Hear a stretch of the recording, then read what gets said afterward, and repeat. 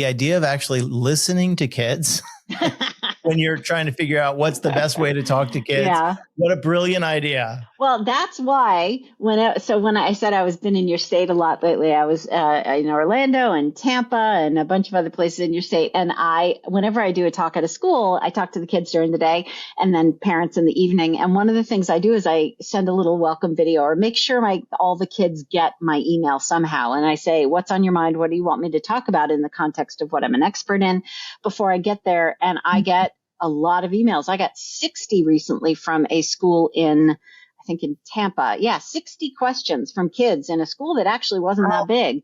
And they were great questions. They were about sleep and stress and anxiety and perfectionism and caffeine and all these questions that, if I'm actually, instead of talking at kids, what would be great is if we could, engage in a dialogue with them.